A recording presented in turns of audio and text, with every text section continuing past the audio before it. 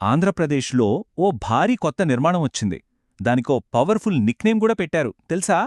ఈరోజు మనం దాని గురించే వివరంగా మాట్లాడుకోబోతున్నాం. ఈ బ్రిడ్జిని మొదటిసారి చూసిన ఒక స్థానిక వ్యక్తి నోటి వెంట వచ్చిన సహజమైన మాట ఇది. ఈ ఒక్క మాట చాలు ఆ బ్రిడ్జి ఎంత పెద్దదో, దాని ప్రభావం ఏ స్థాయిలో ఉందో అర్థం చేసుకోడానికి. అవునండి, దాని అఫీషియల్ పేరు విజయవాడ వెస్ట్ బైపాస్. కాని దాని సైజు, ఆ లుక్ చూసి జనాలు ముద్దుగా బాహుబలి బ్రిడ్జ్ అని పిలుచుకుంటున్నారు. నిజంగా ఆ పేరు దానికి కరెక్ట్గా సెట్ అయింది కదా? సరే, ఈరోజు మనం ఏం చూడబోతున్నామంటే, ముందుగా ఈ బాహుబలి బ్రిడ్జ్ రాక గురించి, తర్వాత కొన్ని నంబర్స్ చూద్దాం. ఆ తర్వాత ఇది ఎలా ట్రాఫిక్ను తగ్గిస్తుందో చూసి కీలకమైన హైవేలను ఎలా కలుపుతుందో తెలుసుకుందాం. చివర్గా ఈ ప్రాంత భవిష్యత్తుకు ఇది ఎలా ఉపయోగపడుతుందో చర్చిద్దాం. సరే, మొదటి సెక్షన్తో స్టార్ట్ చేద్దాం. ఈ బ్రిడ్జ్ ఎక్కడుంది, ఈ ప్రాంతానికి ఒక ప్రధాన కట్టడంగా దాని ప్రాముఖ్యత ఏంటో చూద్దాం. ఇది మామూలు బ్రిడ్జ్ కాదండోయ్, కృష్ణానది మీద కట్టిన అతి పెద్ద, పొడవైన వంతెనల్లో ఇదొకటి. ఇంజనీరింగ్ పరంగా చూస్తే ఇది నిజంగా ఒక అద్భుతం. ఇది కేవలం ఒక కట్టడం కాదు, ఈ ప్రాంతానికి ఒక కొత్త ఐడెంటిటీ, ఒక ల్యాండ్మార్క్ అనమాట. సరే, ఇప్పుడు కొన్ని నంబర్స్ చూద్దాం. అప్పుడే మనకు దీని స్కేల్ ఏంటో పూర్తిగా అర్థమవుతుంది. ఈ బ్రిడ్జ్ మొత్తం పొడవు ఎంతో తెలుసా? 3.1 కిలోమీటర్లు. ఒకసారి ఆలోచించండి, దాదాపు 3 కిలోమీటర్ల పైగా పొడవు. దానిమీద ప్రయాణిస్తుంటే ఆ ఫీలింగే వేరుగా ఉంటుంది.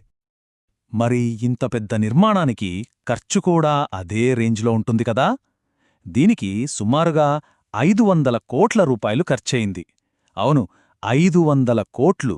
దీన్నిబట్టే ఈ ప్రాజెక్ట్ ఎంత ముఖ్యమో మనం అర్థం చేసుకోవచ్చు.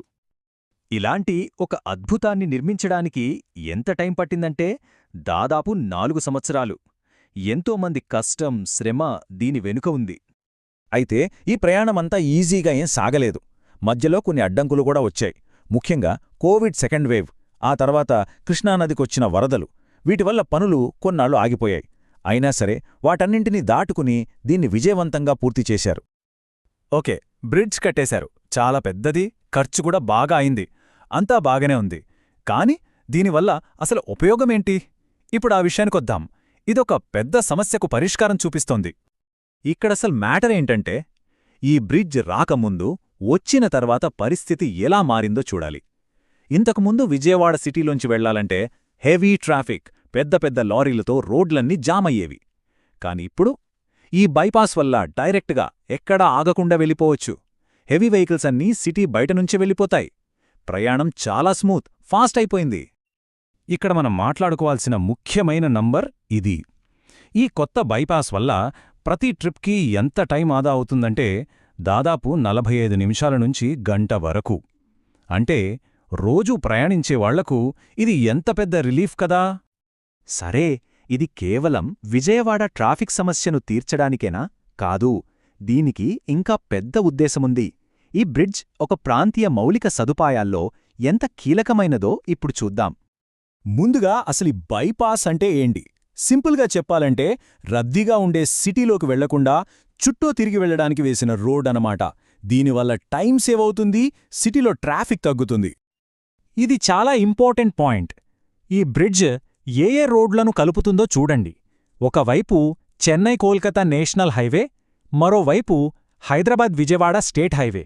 అంటే హైదరాబాద్ నుంచి వచ్చేవాళ్లు విజయవాడ సిటీలోకి ఎంటర్ అవ్వకుండానే నేరుగా అమరావతికి గాని లేదా చెన్నై, తిరుపతి వైపు గాని ఈజీగా వెళ్ళిపోవచ్చు. ఓకే, ఇప్పుడు మనం చివరి సెక్షన్కొచ్చేశాం. ఈ బ్రిడ్జ్ కేవలం ప్రయాణాన్ని సులభతరం చేయడమే కాదు, ఈ ప్రాంత భవిష్యత్తును ఎలా నిర్మించబోతోందో చర్చిద్దాం. ఫ్యూచర్లో ఈ బ్రిడ్జ్ వల్ల చాలా మార్పులు రావచ్చు. ఉదాహరణకి రీజనల్ టూరిజం పెరగొచ్చు, అమరావతి రాజధాని ప్రాంతంలో డెవలప్మెంట్ స్పీడ్ అందుకోవచ్చు, రియల్ ఎస్టేట్ రంగానికి మంచి బూస్ట్ దొరకొచ్చు. ఓవరాల్గా అక్కడి ప్రజల జీవన నాణ్యత కూడా మెరుగుపడుతుంది. అంటే మనం గుర్తుంచుకోవలసిందేంటంటే, ఇలాంటి పెద్ద పెద్ద ఇన్ఫ్రాస్ట్రక్చర్ ప్రాజెక్టులు కేవలం రోడ్లు, బ్రిడ్జిలుగానే మిగిలిపోవు. అవి ఆ ప్రాంత ఆర్థిక, సామాజిక మార్పులకు ఒక ఇంజిన్లా పనిచేస్తాయి. చివరగా ఒక ప్రశ్న. ఒక వంతెన 2 భూభాగాలను కలుపుతుంది, అది నిజమే. కాని అది ఒక ప్రాంత భవిష్యత్తు కోసం ఇంకేమి నిర్మిస్తుంది? దీని గురించి మనమందరం ఆలోచించాలి.